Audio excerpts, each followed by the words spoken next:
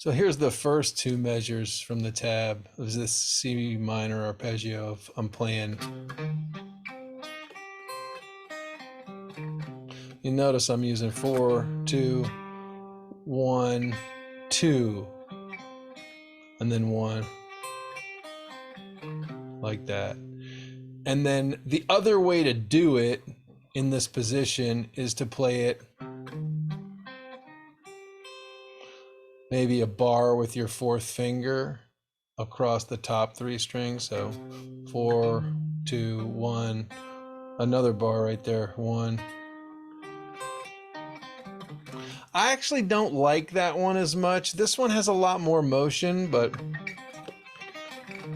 I feel like I can play it more fluidly and I can control the tone of the notes a little bit better, and I just like it better. I don't know why. I guess I just don't like playing 3 notes with a bar. Like if I wanted to do that one, this version of it shows up, I think, at the very bottom of these set of exercises. Let me just make sure I'm not lying. Nope, that's different. Maybe I'll have to add this to it. But the other, keep in mind, all of these ones that are 6 up and 6 down, what they entail is having 5 strings where you play 1 note and 1 string where you play 2.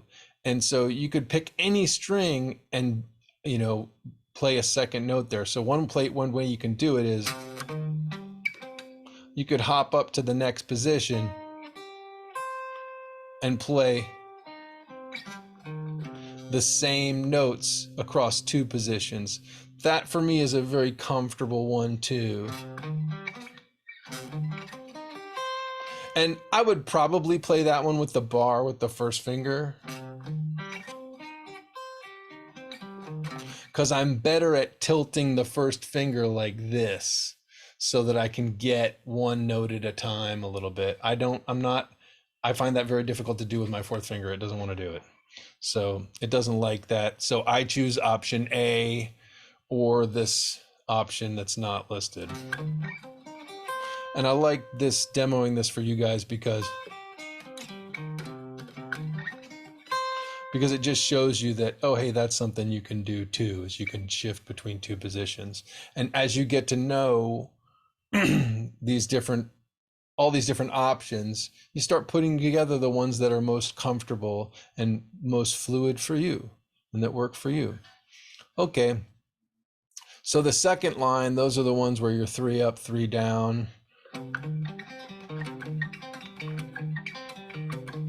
You could bar it or not.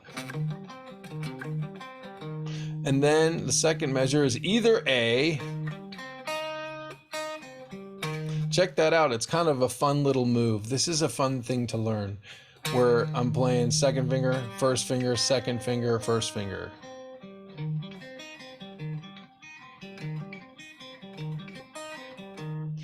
You can also play that across 3 strings, and you can play the E flat on the 8th fret of the G.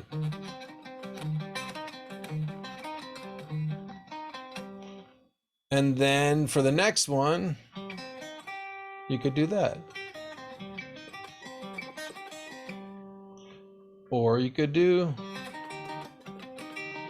for a lot of people that's easier, bar the first finger, bar the fourth finger, or third, I guess you could.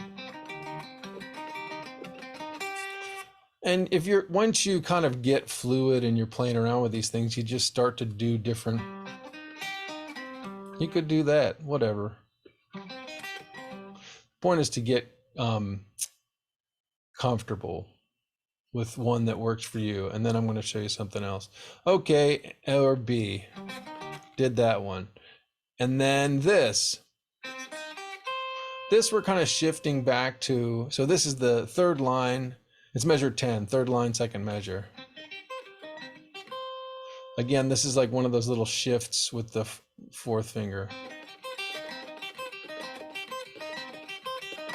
I think these 3 up, 3 down are the most useful. In the beginning, I would definitely spend the most time there. Okay, and then this one. You hear how that one sounds really different because those are all bleeding over each other. It's not really a monophonic sound, as opposed to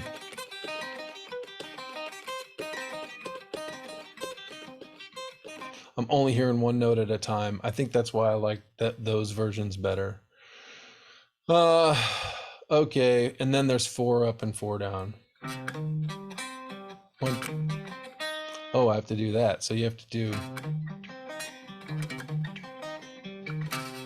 and so forth.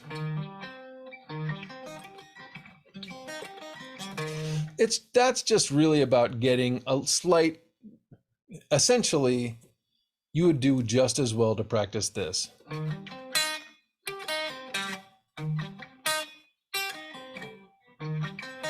Separate the 4 up from the 4 down.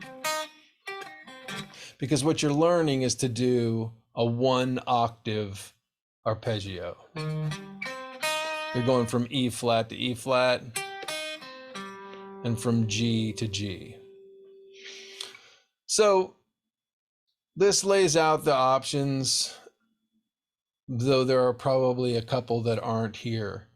What I found most profitable myself to practice, once you get a handle on a couple of positions, or, you know, as you've worked through all of these positions, is to just take like that 1 octave arpeggio and say, okay,